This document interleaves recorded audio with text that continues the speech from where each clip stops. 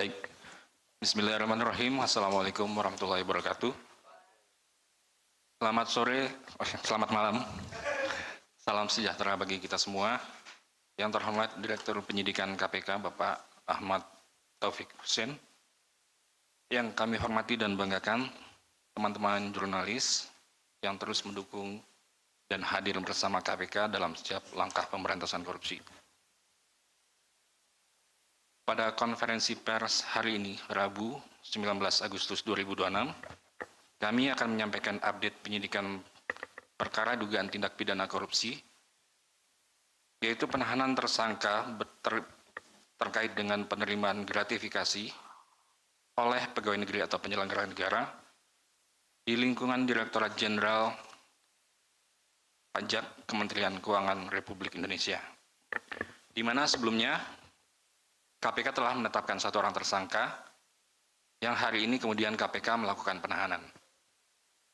Ini merupakan bagian dari komitmen KPK dalam penuntasan perkara-perkara yang ditangani, sekaligus menjadi pengingat bagi kita bersama untuk terus melakukan perbaikan sistem serta menjaga integritas, khususnya bagi para penyelenggara negara. Baik, selanjutnya kami persilakan pada Bapak Dirdik untuk menyampaikan secara utuh update perkara ini, baik tentang konstruksi perkaranya maupun pihak yang ditetapkan sebagai tersangka dan dilakukan penahanan. Kepada Bapak Ahmad Taufik Hussein, kami persilakan, Pak. Baik, terima kasih Pak Zul. Assalamualaikum warahmatullahi wabarakatuh. Selamat malam, salam sejahtera buat kita sekalian. Yang terhormat Pak Zul, PLT Jubir tadi. Ya, kita berikan kesempatan untuk Jubir melaksanakan tugas yang lain terlebih dahulu. Hari ini kita bersama Pak Zul. Dan yang saya hormati juga teman-teman pers yang terus semangat di mengawal pemberantasan tindak pidana korupsi. Jadi pada malam hari ini, pada hari ini tanggal 19 Agustus 2026, kami akan menyampaikan perkembangan penyidikan perkara dugaan tindak pidana korupsi berupa penerimaan gratifikasi yang dilakukan oleh pejabat atau pegawai negeri penyelenggara negara di lingkungan Direktorat Ditjen Pajak. Jadi ini salah satu perkara tunggakan atau carryover yang penyidikannya sudah diterbitkan di tahun 2025. Bulan Februari. Jadi ini komitmen KPK juga, sebagaimana telah kami sampaikan, kita akan selesaikan apa yang sudah kita mulai dan kita akan selesaikan secara tuntas. Dan ini juga kami perlu sampaikan bahwa ini juga pengembangan dari perkara suap dan gratifikasi, kalau rekan-rekan ingat mungkin dengan tersangka Yul Dirga dan kawan-kawan, hasil kerjasama KPK juga dengan Inspektorat Kemenq saat itu tahun 2019, dan ini merupakan pengembangan berdasarkan hasil penyidikan dan fakta-fakta persidangan dari tersangka Yul Dirga. Kemudian tim menemukan aliran-aliran uang dan perbuatan-perbuatan penerimaan yang masuk ke dalam kategori penerimaan gratifikasi. Jadi untuk dugaan penerimaan gratifikasi tersebut diduga berhubungan dengan jabatan tersangka dan berlawanan dengan kewajiban atau tugasnya pada saat menjabat sebagai Kepala Kantor Wilayah Direktorat Jenderal Pajak Jakarta Khusus PMA. Di tersangka diduga menggunakan pengaruh dan hubungan jabatannya untuk kepentingan pribadi maupun kepentingan usaha keluarganya, antara lain melalui permintaan sponsorship kepada sejumlah perusahaan wajib pajak. Jadi dalam perkara ini, KPK telah menetapkan satu orang tersangka, yaitu Saudara HNV, selaku Kepala Kantor Wilayah Direktorat Jenderal Pajak Kanwil DJP Provinsi Banten 2011, dan Kepala Kanwil DJP Jakarta Khusus 2015-2018. Jadi masa periode jabatan tersangka ini kita sisir dari 2011 sampai dengan tahun 2018. Selain itu, penyidik juga mendalami dugaan penerimaan gratifikasi dalam bentuk valuta asing pada periode tertentu tadi sesuai dengan jabatan tersangka, yang kemudian itu juga ditempatkan dalam beberapa instrumen keuangan dengan nilai keseluruhan yang nanti akan disampaikan dalam konstruksi perkara secara lengkap. Dan kami tegaskan bahwa proses ini juga dilakukan secara profesional, objektif, dan transparan, serta menjunjung tinggi asas praduga tak bersalah dan hak-hak hukum tersangka.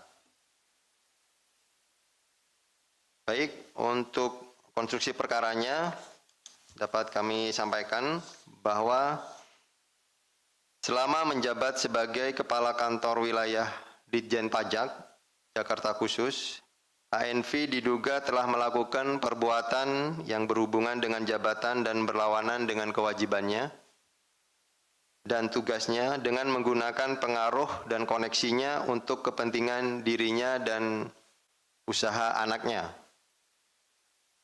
Bahwa kemudian pada tahun 2016, HNV mengirimkan surat elektronik atau email kepada bawahannya selaku kepala kantor, itu tadi yang saya sebutkan, Saudara YD, yang berisi permintaan untuk dicarikan sponsorship fashion show atas nama anaknya, FP.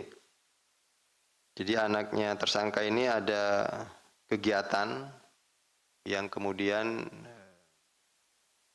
meminta kepada orang tuanya begitu, dan orang tuanya selaku posisinya selaku penyelenggara negara kemudian meminta staf atau kepada bawahannya untuk membantu kegiatan anaknya tersebut. Di mana permintaan itu kemudian diteruskan oleh bawahannya dan ditujukan kepada beberapa perusahaan yang ada di Jakarta maupun di luar Jakarta. Dan itu merupakan perusahaan-perusahaan yang merupakan wajib pajak yang ada dan menjadi tugas atau kewenangan dari jabatan tersangka. Jadi masih ada hubungan dengan kegiatan tugas dan kewajiban tersangka selaku pemeriksa pajak atau kepala kantor pajak dalam hal ini.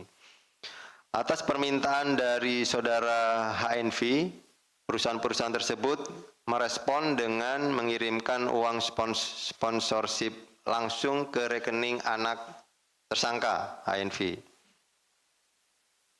Bahwa total uang yang diterima dari beberapa perusahaan wajib pajak Jakarta yang ada di Jakarta, jadi ini ada 2 klaster, itu total mencapai lebih kurang 400 juta rupiah untuk wajib pajak yang ada di daerah Jakarta.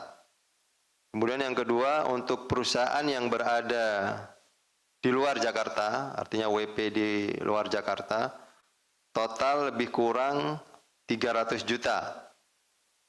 Ini berdasarkan bukti transaksi rekening yang dikirim ke anak tersangka. Bahwa selain penerimaan dari beberapa WP yang tadi terkait dengan kegiatan anak tersangka, kegiatan fashion show tersebut, tersangka NV pada periode 2014 sampai dengan 2022 juga diduga menerima penerimaan lain atau penerimaan gratifikasi dari beberapa pihak dalam bentuk valuta asing atau falas melalui perantara yaitu Saudara BSA. Atas penerimaan tersebut, Saudara HNV kemudian menempatkan uang dari penerimaan tersebut ke dalam instrumen deposito sebesar kurang lebih 10 miliar rupiah. Ini yang juga menjadi temuan dalam hasil penyidikan oleh tim penyidik dari awalnya penerimaan terkait kegiatan sponsorship, kegiatan fashion show anak tersangka. Selain itu, pada periode 2013 sampai dengan 2018, Saudara ANV juga diduga menerima penerimaan lainnya, yaitu gratifikasi dalam bentuk falas dari sejumlah pihak perusahaan yang kemudian ditukarkan ke beberapa money changer dengan total nilai sebesar 10M, kurang lebih ya. Jadi kalau yang pertama tadi dari beberapa penerimaan tersebut dari falas langsung dalam bentuk deposito, ini yang kedua dalam periode tertentu juga ditemukan berupa penerimaan sejumlah falas yang kemudian ditukarkan terlebih dahulu ke beberapa money changer dan itu kemudian ditemukan dalam hasil penyidikan ini totalnya sebesar 10 miliar rupiah. Sehingga total penerimaan gratifikasi oleh saudara HNW yang berasal dari sejumlah perusahaan tadi sekurang-kurangnya mencapai total 20,7 miliar. 20,7 ini digabung dengan penerimaan yang dari kegiatan permintaan bantuan dari perusahaan-perusahaan WP terkait kegiatan sponsorship anak tersangka. Jadi total penerimaan gratifikasi oleh saudara tersangka NW itu 20,7 miliar.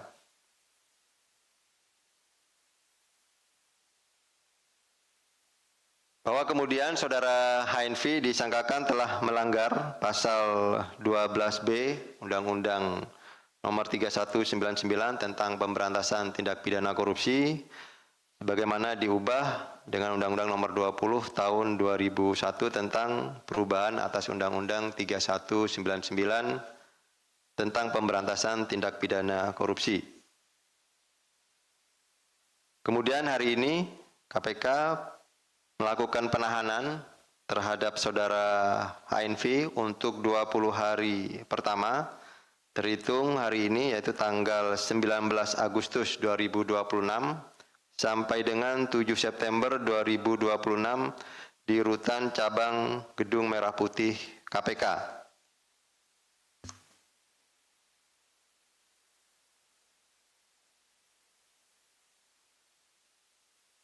Bahwa terhadap penanganan perkara ini, penerimaan gratifikasi oleh pegawai negeri atau penyelenggara negara yang bertentangan dengan jabatan, berlawanan dengan kewajiban tugas dan melibatkan penyalahgunaan kewenangan telah mencoreng prinsip akuntabilitas dan nilai-nilai integritas yang ada. Jadi momentum ini sekaligus menjadi pengingat bagi seluruh aparatur negara, khususnya di lingkungan Direktorat Jenderal Pajak yang sebagaimana fungsinya melakukan pengawasan, pemeriksaan dan penegakan hukum terhadap kepatuhan wajib pajak untuk senantiasa menjunjung tinggi integritas dan menolak segala bentuk kompromi dalam menjalankan kewenangannya. Bahwa dengan kejadian ini juga penyalahgunaan wewenang berisiko menggeser fungsi utama Ditjen Pajak sebagai instansi pengawas penerimaan negara melalui pajak, membuka celah praktek kompromi yang berakibat pelanggaran hukum.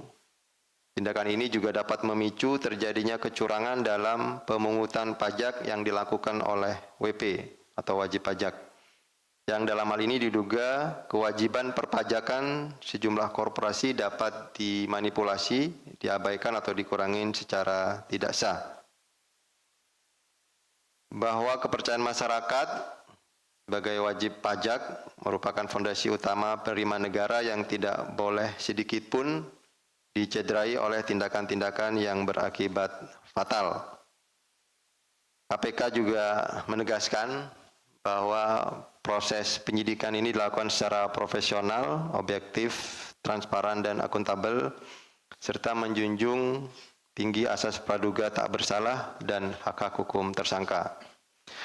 Kedepan penyidik juga akan terus melakukan pendalaman-pendalaman terhadap aliran dana, karena tadi ditemukan beberapa perimaan begitu. Jadi tidak menutup kemungkinan juga dalam proses penyidikan yang berjalan pada saat penahanan dilakukan, KPK masih punya waktu untuk memaksimalkan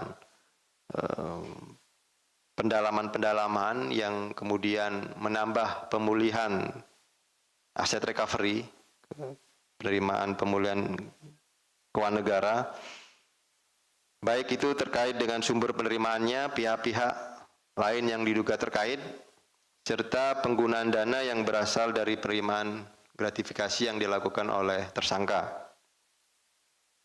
Penyidik juga akan melakukan pemeriksaan saksi-saksi, penelurusan aset, bahwa diketahui juga beberapa aset juga ada ditempatkan di luar negeri, begitu, dan ini juga sedang didalami oleh tim penyidik, termasuk juga analisis dari transaksi keuangan dan pengumpulan alat bukti lain yang akan membuat terang perkara ini.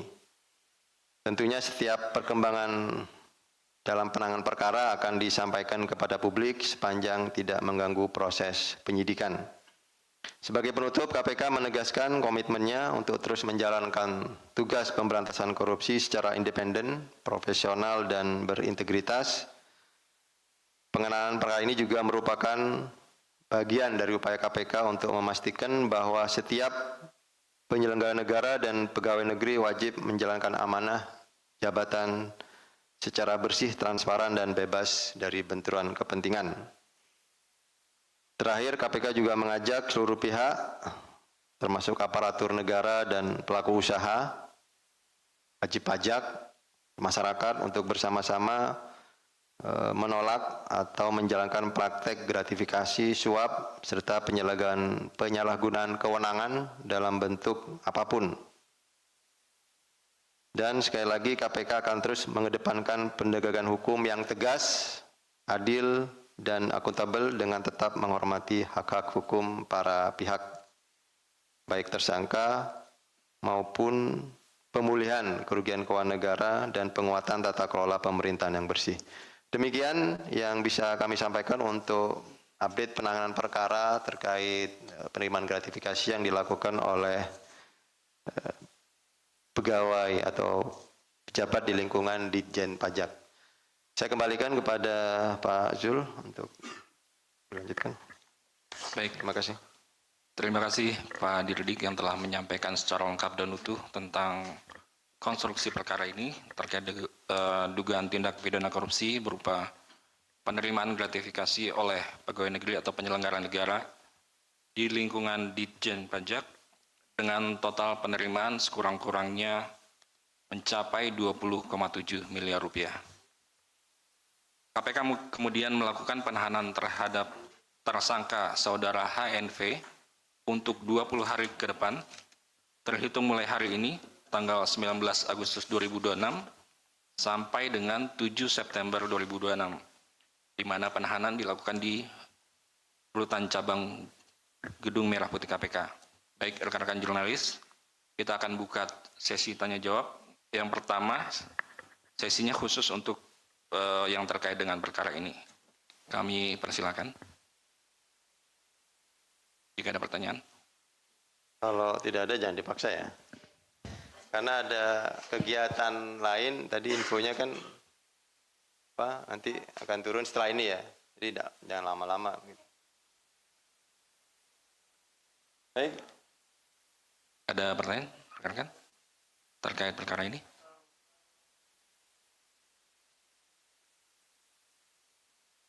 Cukup yang ini.